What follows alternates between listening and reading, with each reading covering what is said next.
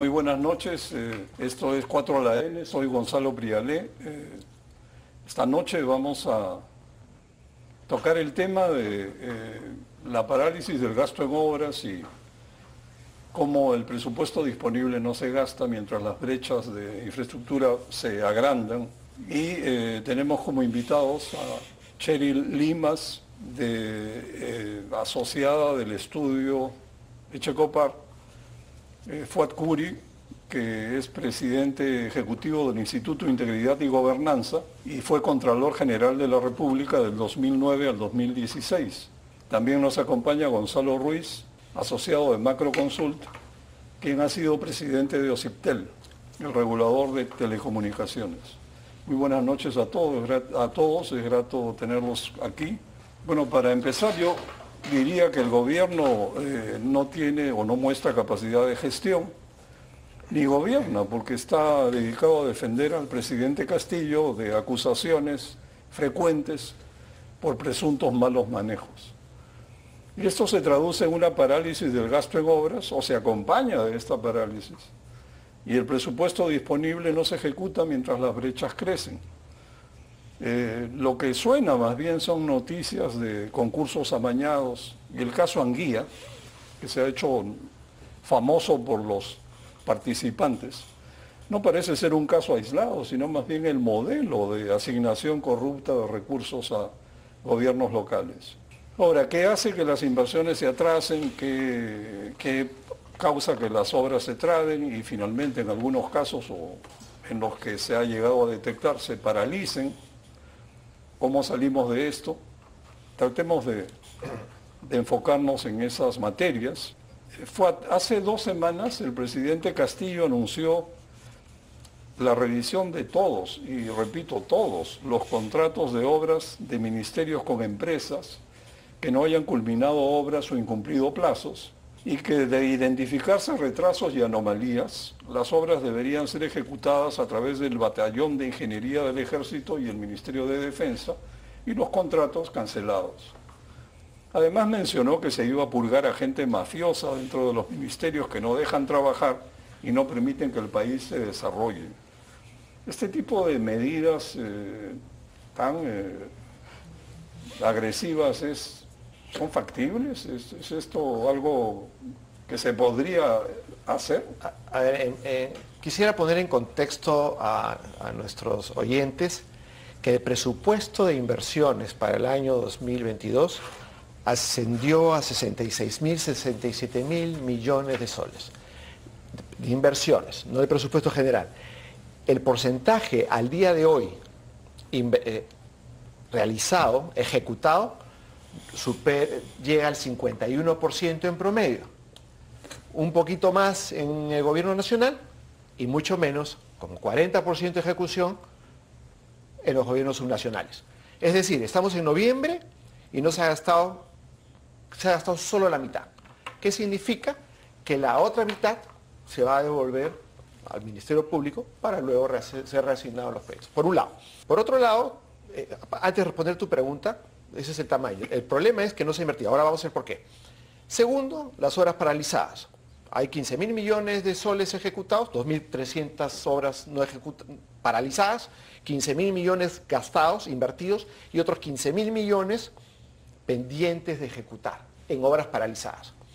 Entonces, son dos problemas parecidos pero no iguales. En el primero, el origen de que no se ejecuten los proyectos es, en primer lugar, por la ineficiencia y la falta de preparación de las personas que supervisan los proyectos. Es decir, en una empresa privada, cuando una constructora va a construir un proyecto, hay un director del proyecto, un jefe de proyectos, hay una oficina de proyectos. Entonces, un dato que he conseguido en estos días es que solamente el 2% de los funcionarios que se dedican, que manejan o están en el área de obras en los 3 niveles de gobierno, están certificados en esta certificación de Project Management en el PMO, ¿no es cierto? O sea, oficina de proyectos no hay. Primero que nada, las oficinas de proyectos no tienen la capacidad, las personas no están preparadas para hacer una gestión por proyectos. Primer problema. Segundo problema, sí hay una buena voluntad de decir, el presidente dice que van a hacer un análisis de las obras paralizadas, pero que eso ya los tienen. Ese es, a ver, populismo puro. Pero es materialmente posible cancelar contratos, encargárselos al ejército. Es que las horas paralizadas, si se refiere a los que no están cumpliendo, no. O sea, hay todo un tema legal atrás. Tú no puedes resolver un contrato porque simplemente te has demorado, hay que ver las causas.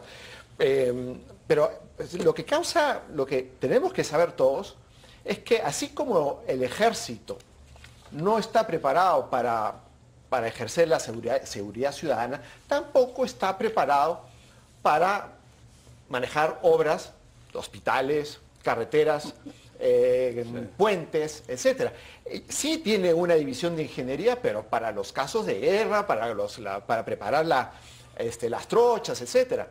Pero ellos también no tienen gente preparada para manejar una gestión por proyectos.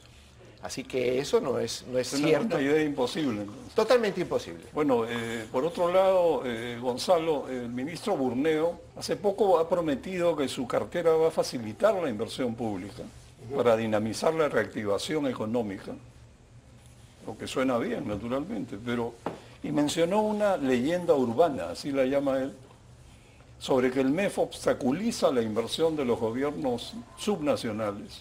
Y su idea es convertir al MEF en un facilitador del gasto, o una política de puertas abiertas para las autoridades en cuanto a la ejecución de su presupuesto de obras. Ahora, la impresión que yo tengo es que esta leyenda urbana más bien la ha creado el gobierno del presidente Castillo. A menudo sus ministros repiten esto de que no hay forma de que se le entregue recursos a los gobiernos subnacionales para que hagan cosas. ¿Qué piensas de esto? Bueno, primero que nada, que ya en varias oportunidades el ministro ha planteado como una herramienta de reactivación económica el impulso a la inversión pública. Pero tenemos que tener en cuenta que la inversión pública dentro de la inversión total es apenas el 20% de la inversión. O sea, el motor de la economía es la inversión privada, para empezar. Entonces, con ese 20%, imaginemos que puedas aumentar 50% o 40 o 30, igual, en términos de volumen, digamos, es difícil pensar que solamente con inversión pública vas a reactivar la economía.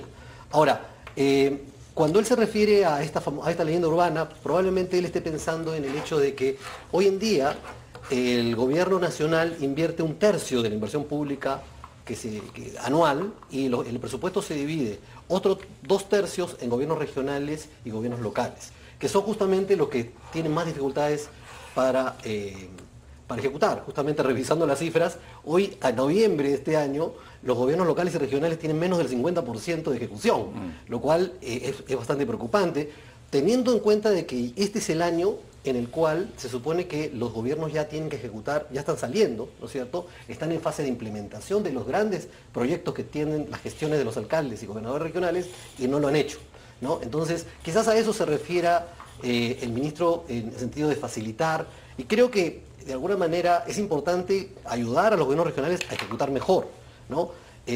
Digamos, hablando en términos de mejorar la gestión. Ahora, un poco ampliando un poco la discusión, yendo un poco a las causas que hay detrás de este entrampamiento, ¿no? Creo que el gran problema, que ya lo mencionó de alguna manera Fuad, y probablemente lo mencionamos todo acá, es el problema de gestión. La gestión pública se ha deteriorado en los últimos años, ¿no? Y esto se ha agravado durante el último gobierno por la alta rotación de funcionarios, ¿no? No hablemos ya de certificaciones, hablemos de funcionarios que se mantengan 1 o 2 años y que puedan hacerle seguimiento a los proyectos, ¿no? Entonces, los concesionarios de proyectos, de APPs o de obras públicas, cada vez que van a la dependencia del gobierno regional o local, se encuentran con un funcionario nuevo con el cual tienen que interactuar, ¿no? Esa inestabilidad, esa alta rotación, ¿no? Afecta mucho la gestión, la continuidad, el día a día de las obras, de la ejecución de proyectos. También hay otros temas de gestión importantes, ¿no? Digamos, el Estado, digamos, no planifica adecuadamente, ¿no es cierto?, incumple compromisos contractuales en APPs. Decíamos, por ejemplo, tú decías hace un rato que se querían dar por terminados contratos. Bueno, eso no se puede.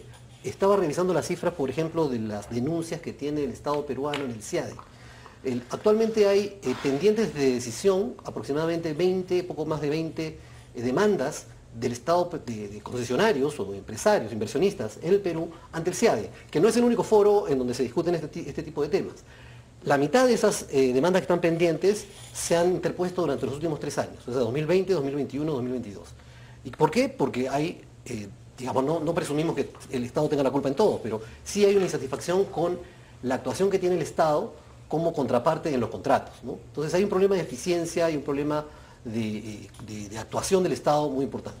Es cierto, pero el presidente Castillo, entiendo, se refería a obras públicas, generalmente a cargo de gobiernos subnacionales, que es su universo de acción. Ahora, pero en su mensaje, perdóname Gonzalo la interrupción, su mensaje se dirigió a los ministerios. Sí, que son los que, la contraparte de obras públicas, precisamente. Bueno, Cheryl, desde el 2019 se vienen emitiendo normas para la reactivación de obras públicas paralizadas. Antes de eso quisiera comentar que hay obras públicas que llegan a paralizarse, hay obras públicas que avanzan dentro del presupuesto, pero la mayor parte no avanzan dentro del presupuesto y del tiempo contratados, y más bien caminan a trompicones, digamos. Así que no es que el mundo se divide en obras que caminan y obras paralizadas. No, hay un universo, una gama de problemas que van de más a menos, pero las menos son muy pocas.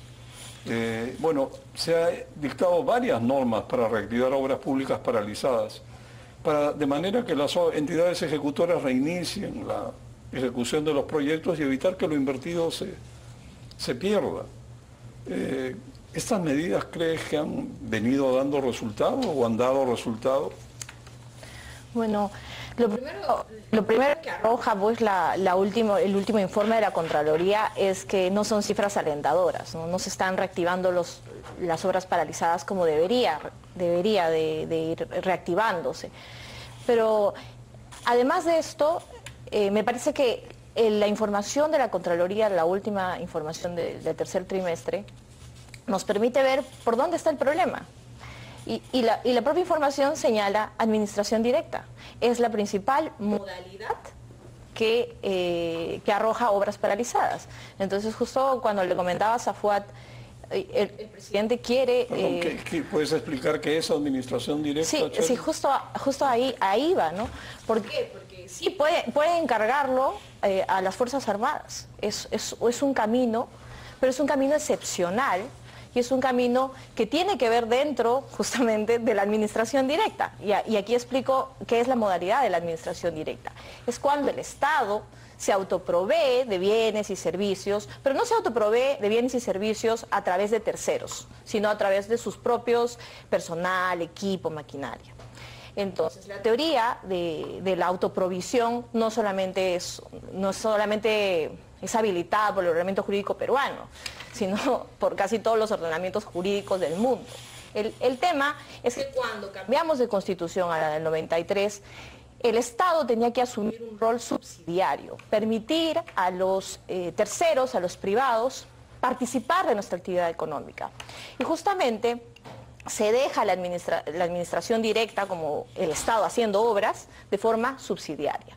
Incluso se llama al régimen de contratación pública como el régimen general, pero cuando entramos a la materia hay más modalidades que excluyen la ley de contrataciones con el Estado y tratan de ir por otros caminos normativos para poder ejecutar obras. Ahora, el problema de administración directa, hay un artículo muy interesante de Juan Carlos Morón que justamente analiza toda la teoría de la administración directa.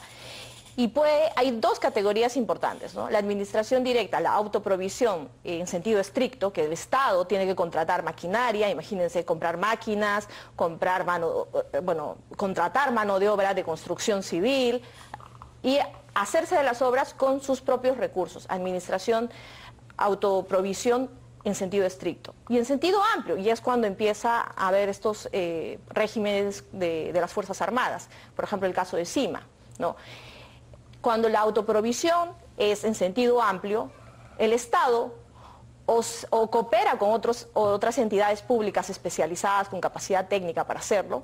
Por ejemplo, le encarga a las Fuerzas Armadas hacer determinada obra porque tiene sus máquinas, ¿no? Y es una cooperación entre entidades a través de convenios de cooperación que están regulados y que además son usados por muchas entidades de diferentes formas, ¿no? Entonces, el problema con esta modalidad es que se aparta del régimen general, y el régimen general está pensado pues en toda una administración de recursos enfocado a la transparencia, a la concurrencia de postores, a todo lo que ha tratado el Estado de ver desde el punto subsidiario y dar la oportunidad a terceros a ejecutar, como por ejemplo el control que tienen este tipo de obras y todo el sistema de apertura al mercado privado, ¿no? Bueno, y esto no habría pues justamente si lo hacen a través de específicamente excepciones al régimen general de contratación exacto. pública, ¿no? Bueno, una primera cuestión sería decir que los problemas de gestión no se resuelven con normativa. Esa lección debiéramos tenerla clara. Y por otro lado, el encargo de la obra al alcalde, porque básicamente esas son la administración directa es pequeñas obras en lugares remotos, de pequeñas localidades donde el alcalde es el que construye, digamos, ¿no? Alquila equipos, compra equipos, sabe Dios. Pero acá hay un punto, Fuad, que digamos, la vida real. Es probable que a esas pequeñas localidades el único dinero que les llega a lo largo del tiempo es básicamente dinero para hacer obras. Entonces las obras son fuente de empleo para los pobladores, es decir, es como un mitimaes, ¿no?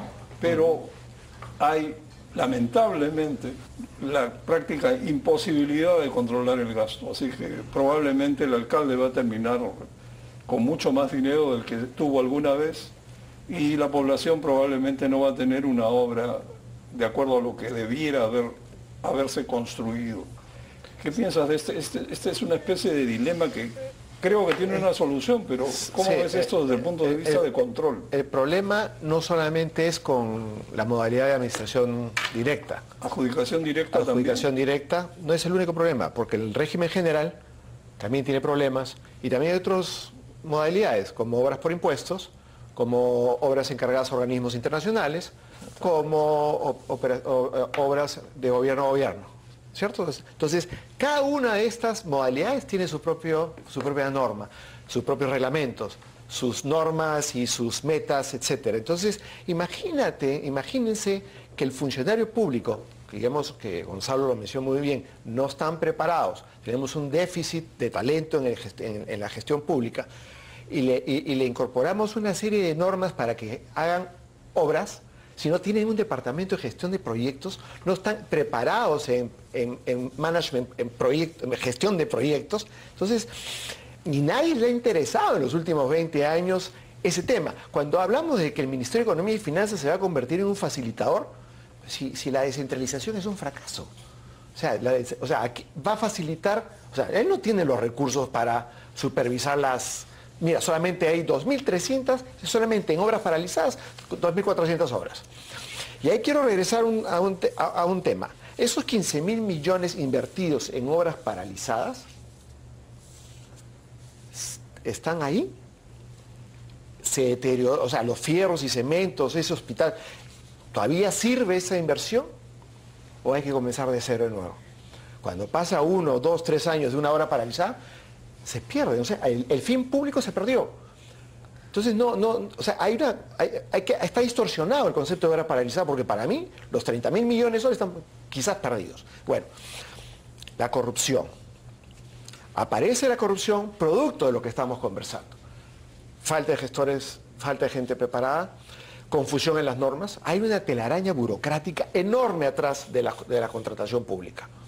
Primera recomendación que yo haría es revisar y reducir, hacerla más eficiente la legislación, más fácil de entender, y por otro lado, tenemos la experiencia de los Juegos Panamericanos, ¿no es cierto? Que funcionó bajo la modalidad de PMO. Ya. Para terminar mi idea, es que la única manera de que el Perú en los próximos 20 años o 10 empiece a mejorar ese déficit, esa mala calidad de la obra pública, es crear departamentos de gestión de proyectos por cada unidad ejecutora. Es decir, tiene que haber un entrenamiento a las personas, certificarlas en gestión de proyectos y que esas personas sean las que dirijan los proyectos, sea administración, adjudicación directa, sea por la Ley General de Contratación Pública, sea la forma que sea, pero tiene que haber personas capaces de superarse. Por el otro lado, la empresa privada por lo menos se dedica a eso, ¿no es cierto? Pero nosotros, en el sector público, no nos dedicamos a eso. Bueno, muy bien, vamos a una pausa y regresamos.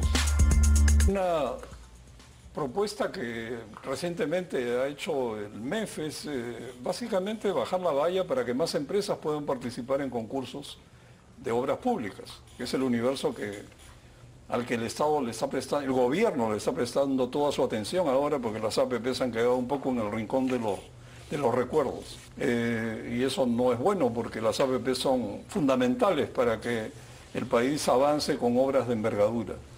Bueno, entonces resulta que ahora no se le exige, no se le exigiría la fianza de cumplimiento habitual a los postores en los concursos de obras públicas, sino que más bien le harían retenciones a los desembolsos que se van haciendo durante la ejecución de la obra. Es decir, con los propios recursos del Estado se estaría cubriendo la garantía que debiera ser una prueba de solvencia de los postores. Además de esto, también se baja la valla para la experiencia cuantificable en obras del tipo que se va a concursar, que deben tener las empresas para poder calificar, ¿no? Tanto su personal como su experiencia en obras similares a lo largo del tiempo.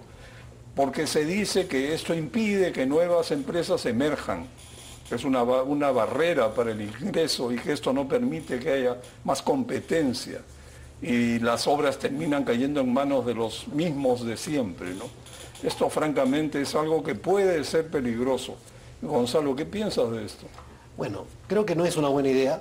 Creo que en general el Estado, como cualquier empresa o cualquier organización en realidad, tiene el derecho de exigir servicios de calidad y proveedores que tengan solvencia económica y solvencia técnica, ¿no? Y eso es lo que normalmente se solicita en cualquier concurso público. Entonces, cuando se exige una carta fianza, la ventaja de tener una carta fianza es que, digamos, normalmente la otorga un banco que evalúa la solvencia financiera de esa empresa, y eso le representa al Estado una garantía, ¿no? De que esa obra no va a quedar abandonada, de que esa obra, digamos, hay ciertas espaldas financieras detrás de ese proveedor. Igual en el caso de la solvencia técnica, digamos, no queremos que las carreteras que construya Provías o cualquier gobierno regional que caigan en manos de improvisados, ¿no? O sea, ¿cómo yo voy a acreditar la experiencia de ese? Tiene que haber algún medio para acreditar esa experiencia técnica, ¿no? Esta solvencia técnica, ¿no? Ahora, quería yo abordar en paralelo, yo sé que, digamos, el tema de fondos es las obras públicas, la reciente publicación del Plan Nacional de Infraestructura, ¿no? Que se publicó hace 2 semanas, ¿no? En este plan se supone que se habían publicado en el año 2019 un conjunto de obras prioritarias, creo que ahora llegaban a 50 obras, megaobras prioritarias, hacia las cuales se iban a destinar un conjunto de medidas para, de alguna manera, acelerar su ejecución. Bueno, lo que nos dice el plan actualizado del año 2022 es que entre estos 3 años se ha avanzado del 10% al 22%. O sea, se ha avanzado muy, muy poco y se supone que se trata de obras priorizadas, de las cuales, digamos que un 50% eran APP, pero también había un 50% de obra pública. Y lo más importante es que el menor avance es el registrado por las obras públicas, no por los APPs o por los proyectos en activos. Por eso llama mucho la atención de que en esta nueva priorización de proyectos, ahora se han incluido 72 proyectos, hay una lista de proyectos muy, muy grande, se priorizan proyectos de salud, por ejemplo, que son importantes, el 60-70% de proyectos son obra pública, ¿no? Entonces uno se pregunta, bueno, estamos regresando al modelo de obra pública con todos los problemas que esto tiene. Incluso se está planteando proyectos mega obras como la línea 3, por ejemplo. La línea 3 es un proyecto que cuesta 6.000 millones de dólares. Mi pregunta es, ¿de dónde van a salir los recursos para hacer ese adelanto de obra en el caso de la línea 3. A mí no me queda muy claro cuál va a ser ese... Así se haga PMO o no sea PMO, el gobierno va a tener que adelantar recursos. ¿De dónde van a salir esos recursos? Entonces, yo lo que creo es que la señal que se ha dado con esa priorización no es buena, sobre todo para quienes pensábamos y creemos en que el modelo APP todavía se puede perfeccionar y puede avanzar más, ¿no? Más allá del tema de la obra pública, la pequeña obra pública que tú has mencionado, que es importante que llegue al vecino, ¿no? Y los problemas que tienen los gobiernos regionales y locales en ejecutar obras, digamos, de menor magnitud, ¿no? Fuad, no sé, en tu experiencia y con el amplio conocimiento de la materia que tienes, el tema de las APPs es bien llamativo porque siendo tan grandes, entiendo que el control de megaproyectos está montado, hay toda una oficina dedicada a esto en la Contraloría que hace un buen trabajo, todos los focos se ponen sobre estas obras. Paradójicamente, ni con linterna se pone luz sobre las obras locales, porque primero están tan lejos, son tan pequeñas, que estamos hablando de 40.000 obras locales que tienen presupuesto PIM cada año. Es una cantidad inmensa versus obras de megaproyectos que se cuentan con los dedos de una mano. Entonces, es una paradoja, ¿no?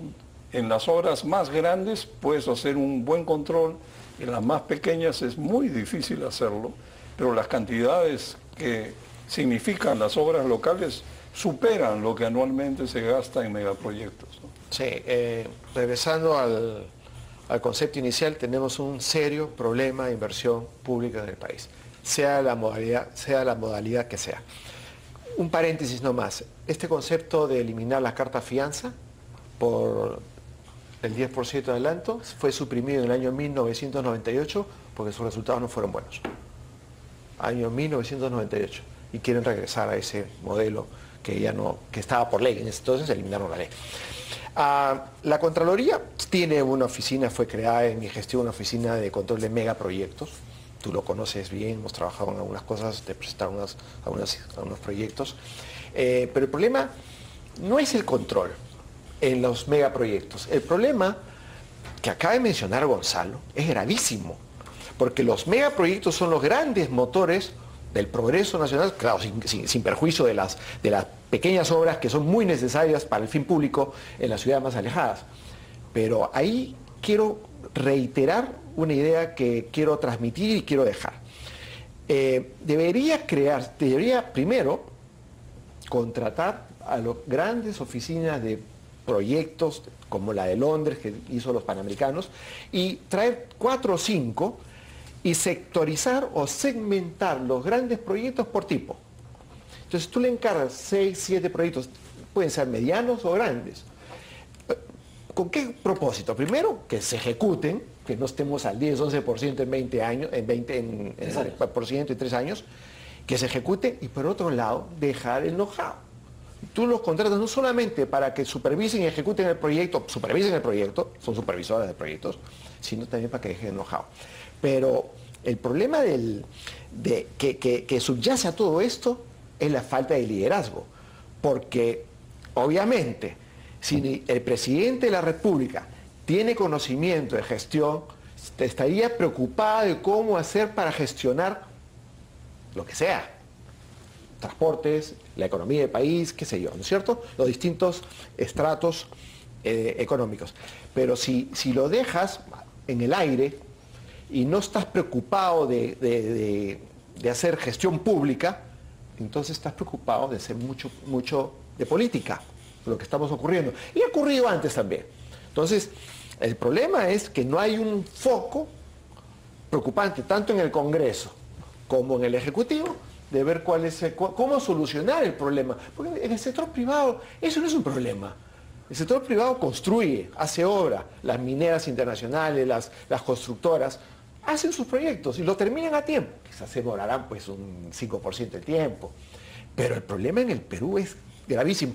Ahora, la corrupción hace su juego, porque no hay un sistema que funcione, que limite la corrupción. La corrupción se ha vuelto un problema sistémico, entonces al meterse en la corrupción a través de las obras, porque claro, los grupos políticos o los grupos regionales, municipales, que son financiados por terceros, tienen que pagar la cuota. Eso ya es conocido por todos. Entonces, tenemos varios problemas que se cruzan. El regulatorio, una telaraña burocrática enorme. Falta de gestores públicos. Falta de know-how en gestión de proyectos. Falta de liderazgo. Entonces, si ya sabemos cuáles son los problemas, ¿por qué no se hace un think tank para sacar las ideas y empezar a impulsar? Y insisto, de adentro, es decir, desde el Perú, no vamos a poder resolverlo rápido. Vamos a tener que traer a los Bechtel, a las empresas grandes, los grandes PMOs del mundo, 4 o 5 coreanos, franceses, ingleses, traerlos acá, contratar. El costo es cero comparado con el costo de oportunidad que se está perdiendo por no tener la obra en los lugares que corresponden. Sí, bueno, hay un caso histórico interesante, ¿no? Corea del Sur comenzó a hacer su red de subterráneos, de trenes subterráneos, contratando empresas japonesas, puso su gente al costado. La tercera línea comenzaron a hacerlo las empresas coreanas y ahora son grandes constructores. Aprendieron al lado de los que sabían hacerlo en ese momento. Estoy hablando de hace décadas. Cheryl, ¿cómo ves este asunto? ¿Qué crees que podría hacerse al respecto? O sea, totalmente de acuerdo con que efectivamente hay una falta de gestión en la administración de las obras públicas, en la administración y además del gasto público y de las inversiones, pero también no deberíamos dejar de lado aspectos técnicos que terminan siendo además las causas principales de las obras paralizadas, que es no tener la liberación de predios a tiempo, no tener expedientes técnicos que estén actualizados, con estudios de suelo importantes, o sea, invertir no solamente en la gestión, estoy totalmente de acuerdo contigo, Fuad, pero invertir en la gestión de los funcionarios, de cómo administran, pero los funcionarios, yo además he estado en Provías Nacional 2 años, puedo dar fe que puede haber buena gestión, pueden haber ingenieros, administradores de los contratos muy buenos. El problema es que tienes interferencias que por más excelente profesional que seas, no vas a poder liberar esos predios porque hay poseedores, hay poseedores precarios, hay propietarios que no quieren, que tienen que pasar por todo un procedimiento de expropiación. También los expedientes técnicos son bastante básicos, viene un nuevo gobernante, cada vez que cambian las elecciones, viene un nuevo gobernante, trae sus expedientes porque tiene de alguna manera llegada a determinadas comunidades, determinadas zonas del país, y improvisan esos expedientes y los sacan a licitar. Entonces, contratistas que ven que el expediente no es tan bueno, aceptan un suma alzada, aceptan un precio unitario que al final va a terminar costando más. ¿Pero por qué cuesta más? Cuesta más porque efectivamente es un estudio preliminar de ingeniería y que creo que en todas las obras de todo el mundo, menos inversión en tu estudio de ingeniería, más costo en la ejecución de la obra. Entonces, si no entendemos el problema, por supuesto, de gestión, también de tecnicismo, o sea, de cuán especializado. Justamente es por eso que el Estado acepta su rol subsidiario, porque no es especialista haciendo obras, no tiene el valor de ingeniería, no tiene los profesionales idóneos, ¿no? Y los tiene el privado porque los puede pagar el privado.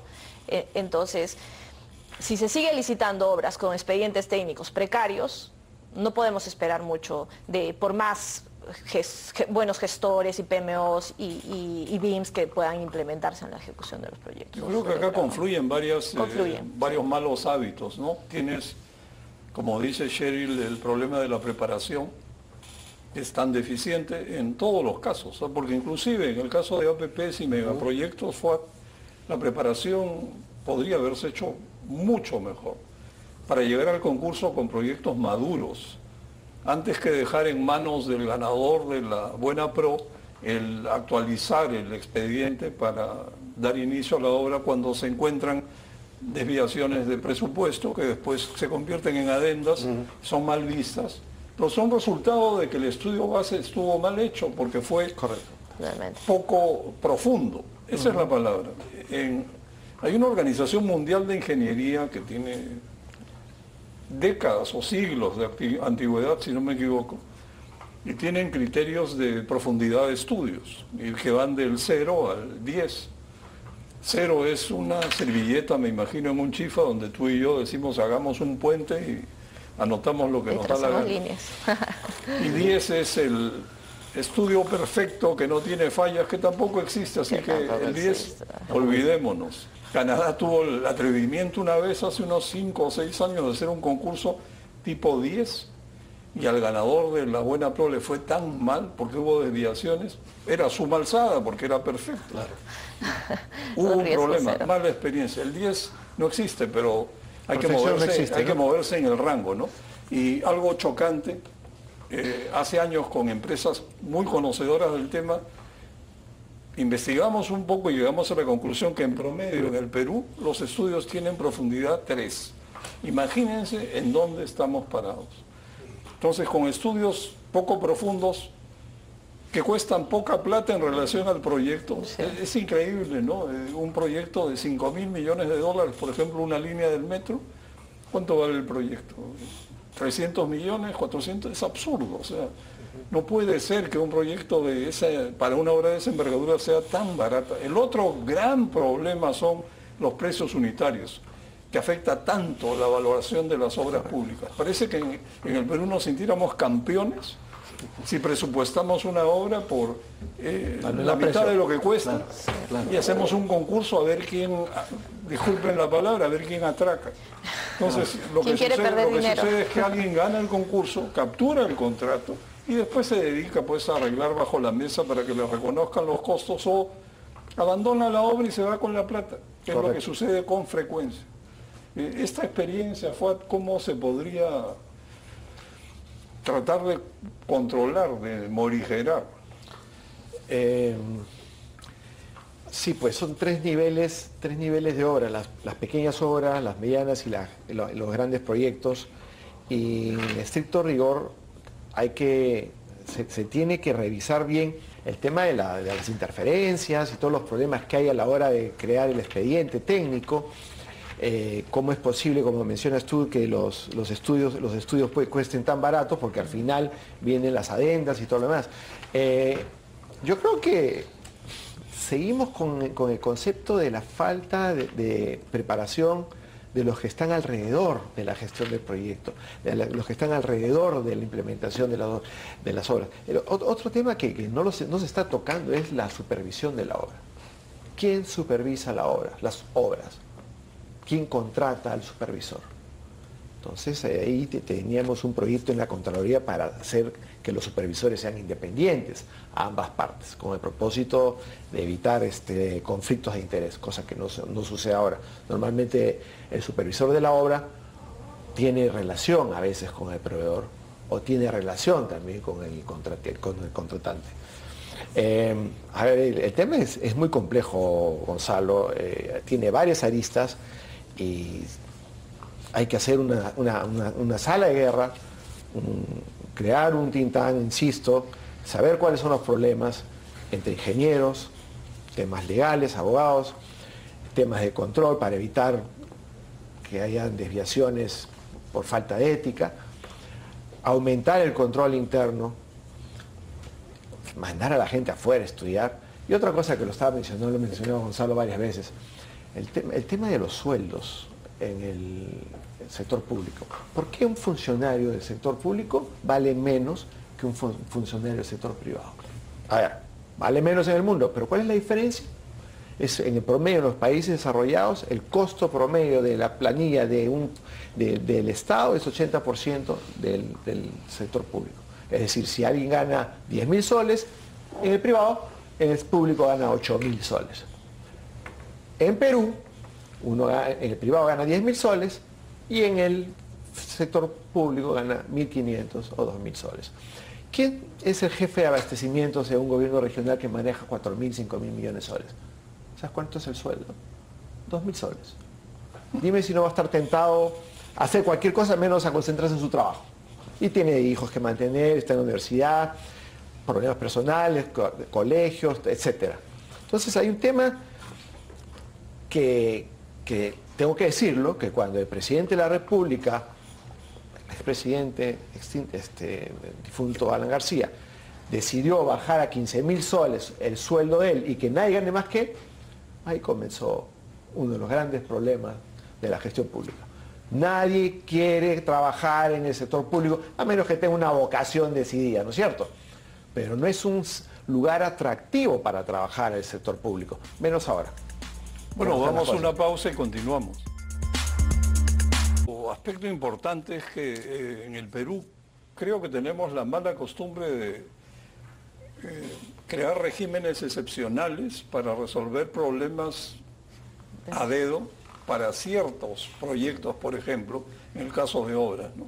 Ha sido muy frecuente que se hagan listas de proyectos que caen dentro de un trato especial llamado generalmente vía rápida. Entonces uno se pregunta por qué no resuelven los problemas para todos y todo fluye y todo se saca adelante, pero no mantener las trabas, pero quitarlas transitoriamente para ciertos casos, como fue incluso el tema en el gobierno de los Juegos Panamericanos. Tuvieron un régimen fast track que funcionó perfectamente bien porque ningún alcalde se atrevía a obstaculizar. Y sin corrupción.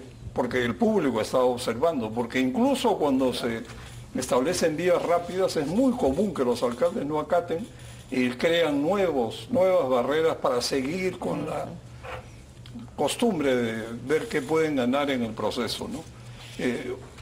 Aspecto similar, el tema de expropiaciones y liberación de interferencias. La madre del cordero acá es que el catastro de propiedades en el Perú pues está probablemente al 30%. Una vez conversé con el jefe de bienes nacionales chileno, ellos estaban alrededor de 85% de cobertura. Imagínense la enorme diferencia. Pero detrás de esto hay una raíz, una causa, que el régimen de propiedad no establece la obligación de registrar la propiedad, no constituye derecho, no es obligatorio. Y básicamente creo que esto deriva de la idea populista de proteger la propiedad comunitaria de las grandes comunidades que hay en la costa y en diversos lugares del país, para que no vaya a ser que los miembros de la comunidad pues ven la suya y comienzan a registrar sus propiedades y se atomiza o desaparece la comunidad. Y por no atreverse a cambiar ese régimen que es específico para comunidades, se mantiene un trato general que impide pues que las propiedades se registren. A ver, ¿cómo puedes tú expropiar una ruta para, por ejemplo, una línea de metro, cuando te cruzas con propiedades que están subdivididas, atomizadas, no ha habido declaratoria de herederos, o simplemente se han tugurizado y no hay forma de armar esos rompecabezas? Entonces el problema es muy grande y debiéramos ir a las raíces. Creo que ese es uno de los aspectos fundamentales. En ese último bloque yo les pediría a ustedes que hagan una especie de balance general de lo que hemos conversado. ¿Qué podrías decirnos, Fuad? En principio, creo que tenemos que poner en OSI, en cuidados intensivos, todo lo que es la inversión pública del Estado peruano. Las obras paralizadas es simplemente es la fiebre que está teniendo este enfermo que se llama inversión pública, porque toda la inversión pública está fracasando. No es posible que estemos terminando el año y solamente a este minuto los gobiernos regionales y locales hayan invertido el 41, 45%. Todo ese dinero va a ser revertido al Estado y tiene que volverlo a pedir con el propósito de seguir con la obra, si es que la obra está. Si bien hay un inventario de la Contraloría de 2.300 y pico obras paralizadas, no sabemos si esas son todas. ¿Sabes por qué? Porque tienen un corte, tienen un monto en donde a partir de, no me acuerdo el monto, son declaradas paralizadas.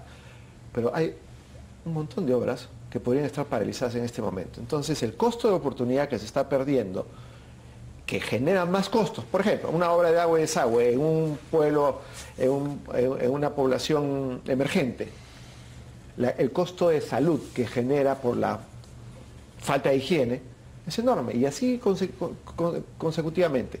La falta de inversión en colegios, en hospitales, ya hemos visto en pandemia lo que significó el costo de tener un sistema de salud precario y que continúa siendo precario. La educación que este gobierno ha declarado como una prioridad, de educación y salud, ya han pasado más de 1 año y medio y hasta ahora no vemos absolutamente nada. Entonces, creo que la reflexión, lo conversamos el otro día, hay un problema de liderazgo, un problema de atención a los problemas de la gente y hay un proyecto o algo atrás que nosotros no estamos viendo, bueno, sí estamos viendo que se designan ministros, viceministros y funcionarios públicos sin las capacidades correspondientes y la factura la estamos pagando todos. Es decir, el que no gestiona bien, no hay resultados. Y eso es lo que tenemos ahorita. Entonces, si bien por ahí estamos mencionando que está creciendo el Perú, pero estamos creciendo comparado con un año que fue post-pandemia. En realidad, crecer al 2% para mí es no crecer, y eso es gravísimo. Yo me quedo con la reflexión de estamos tratando siempre de sacar una norma excepcional que me permita impulsar determinados proyectos que son priorizados, ¿no? Estamos viviendo una suerte de huida del régimen general, que en realidad, si bien es cierto, la ley de contrataciones con el Estado, como decía un profesor, te permite comprar papel higiénico, como también te permite hacer un colegio, un hospital. O una línea del metro. O una línea del metro ahora. Lo cierto es que hay temas técnicos importantes que no dejan de ser recurrentes, no importa el gobierno que sea, no importa la entidad que sea. La entidad, por ejemplo, no sé, el MTC a través de su unidad ejecutora, Provías Nacional, así como el gobierno regional del pueblo más alejado del país. Ambos funcionarios públicos tienen que administrar y los contratistas tienen que ejecutar sobre la base de expedientes técnicos precarios, ¿no? Entonces los mismos problemas van a tener. La segunda reflexión es que la administración directa es un problema. Es un problema y lo demuestran las cifras, ¿no? Los gobiernos regionales y locales tienen las obras paralizadas, mayor número de obras paralizadas, y curiosamente es porque lo hacen a través de administración directa. Y esto solamente prueba una cosa, que el Estado tiene que aceptar su rol subsidiario frente al mercado privado. ¿Por qué? Porque en el mercado privado hay especializaciones, hay supervisores especializados, contratistas especializados que con tecnología y con buena ingeniería pueden brindarnos una mejor calidad y durabilidad de la infraestructura. Bueno, muchas ideas, ¿no? Y creo que la conversación que hemos tenido ha girado en torno al gran problema de gestión que enfrenta el Estado, ¿no? Para una obra, normalmente el Estado, cualquier empresa, ¿no? Cualquier organización pasa por un proceso de planificación, ¿no? Diseño, formulación y ejecución. En cada una de esas fases tenemos falencias por parte del Estado, ¿no? Falencias que tienen que ver con la carencia de herramientas como los catastros que han mencionado, información básica para poder planificar cuánto me voy a demorar en expropiar, cuánto me voy a demorar en eliminar una interferencia, personal calificado, ¿no? En fin, hay un conjunto de insumos que creo que hemos planteado en esta discusión. Pero yo quería quizás plantear algún par de cosas también que creo que son importantes, porque el tema, si bien es la gestión, hay dos elementos que hemos tocado, digamos, tangencialmente, y que sí afectan hoy día el desempeño del Estado como proveedor de servicios y como gestor de obra pública. El primero es el político, ¿no? Hoy en día tenemos una incertidumbre política mucho mayor que la que teníamos hace 10 años. Y por lo tanto, quien esté interesado en hacer obra hoy día le pone una prima de riesgo mayor a cualquier emprendimiento o cualquier contrato que vaya a tener con el Estado, ¿no? ¿Por qué? Porque el Estado es un Estado que da mensajes de cambio de constitución, da mensajes de cambio de reglas laborales, en fin. Entonces, todo eso en realidad también está enrareciendo todo el ambiente de inversiones, incluido la inversión en construcción. Y otro tema que quería yo dejar ahí la pelota, digamos, quizás, no sé si habrá tiempo para discutirla, pero creo que hemos discutido mucho sobre la corrupción que ha habido en obra pública y APPs, y hemos pasado pues por investigaciones a proyectos muy sensibles, ¿no? Sin embargo, creo que nos hemos quedado cortos en las reformas necesarias para poder comenzar a dar soluciones a este tema. Y ahí yo quisiera lanzar una idea que creo que es importante. ¿Por qué Provías todavía está dentro del MTC? ¿Por qué Provías no tiene el mismo régimen que podría tener Corpac o ENAPU, siendo una unidad ejecutora? Es la principal unidad ejecutora de Estado. Y hoy día, del gobierno central. Y hoy día depende de un ministro. Hoy día un ministro con una resolución ministerial puede cambiar el director ejecutivo de Provías. ¿Por qué no fortalecer Provías, sacarlo de un ministerio que sea, no sé si una entidad dentro del FONAFE o qué, y darle mejor gobernanza a Provías, ¿no es cierto?, para que no se vuelvan a repetir los clubes de la construcción? Hemos tenido club de la construcción y ahora se está hablando del club de las empresas chinas. ¿Cómo evitar eso? Bueno, teniendo un Provías más fuerte, más transparente, con una mejor gobernanza. Eso es lo que yo quería terminar como reflexión. Bueno, sí, creo que coincidimos en que la situación es muy complicada porque no solamente hay problemas de gestión, sino también una falta total de estabilidad y de horizonte. El tema político está demasiado cargado y creo que le quita las ganas de invertir a cualquiera.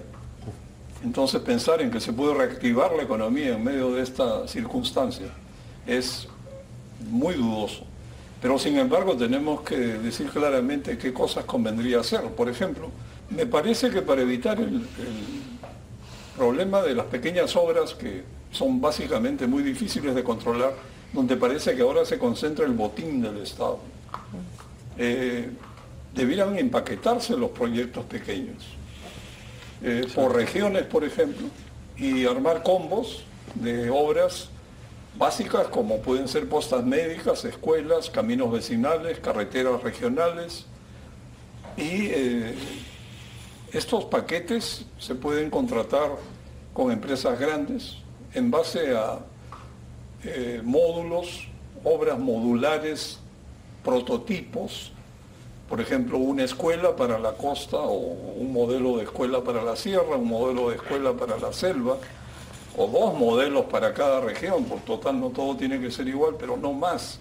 Incluso hasta se podría llegar al extremo de prefabricarlas y llevarlas a los lugares para armarlas. Como en Chile. Donde la única variante sería el suelo y los cimientos, porque lo demás sería archiconocido. No es solo eso, digamos, imaginando algo bueno, se podría hacer un concurso internacional donde estoy seguro que los mejores arquitectos del mundo aportarían para diseñar las escuelas modulares para el país. Sería excelente contar con proyectos de ese tipo, en vez de que cada lugar haga la escuela a su manera y vea la forma de encarecer. Ahora, esto tiene que ir de la mano con una exigencia, ¿no? El MEF debería condicionar la entrega de recursos para este tipo de obras a la combinación, al empaquetamiento y dar recursos para conjuntos de obras, porque si se sigue entregando recursos a cada localidad aisladamente, esto no va a mejorar, no es posible cambiarlo. Sé que se llegó a diseñar escuelas prototipos para la costa, ya existen, pero básicamente a ningún alcalde le interesa aplicarla porque no tendría la forma de ver cómo ganar algo. Entonces, por ese lado no camina. Tiene que haber el condicionamiento. El MEF, que ahora está buscando impulsar al país, como en su plan Impulso Perú, bueno, sería una buena idea que condicione la entrega de recursos a la conformación de combos de obras que pueden ir acompañadas de un PMO para que el conjunto se pueda desarrollar. Además, habría economías de escala y eso permite mejorar los resultados y controlarlos. Ahora, esto parece simple decirlo, pero hasta ahora no se ha logrado sacar adelante. Sí, tú acabas de mencionar el problema y la solución a nivel país, y lo cual me parece excelente la idea que tiene que ver con empaquetar proyectos, segmentarlos por tipo, traer a alguna gran empresa que los haga. Le has agregado un concepto muy importante que son proyectos modulares, ¿no es cierto?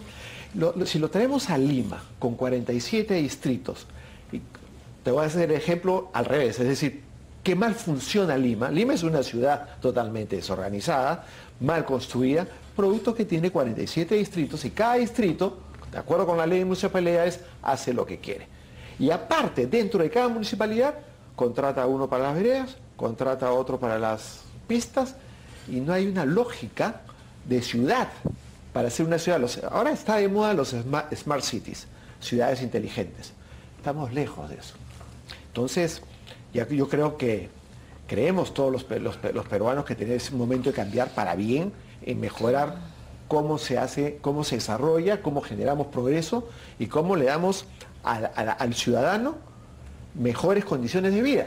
Tenemos problemas de seguridad ciudadana, tenemos problemas de corrupción, tenemos problemas de la partidocracia, que no hay partidos políticos, ya se han desintegrado casi. Entonces, todos esos problemas tienen que resolverse de una u otra manera para volver a tener fe en el país y volver por la senda del crecimiento que tuvimos años en donde crecimos al 7 y el 8%, producto claro, había una bonanza internacional que no se está aprovechando ahora, que no se aprovechó el año pasado con los precios internacionales de los minerales, pero en fin, el tema de la minería, eso es otro tema que no quiero entrar, pero sí ya estamos viendo las noticias de lo que está pasando en Abancay, creo, Ayacucho, ¿no?, con las mineras. Bueno, Perú logró un gran desarrollo en la gestión macro de las finanzas públicas, por ejemplo. Llegó un momento en el 2018, si no me equivoco, estar en el puesto 1 en el ranking del World Economic Forum en manejo macroeconómico.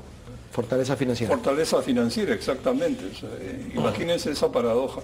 Lo que estamos hablando ahora y lo que el país necesita a gritos es microgestión de pequeñas obras en los gobiernos subnacionales, donde está el 70% del presupuesto de obras del país y no hay forma de lograr resultados aún. Bueno, muchas gracias a ustedes. Buenas noches.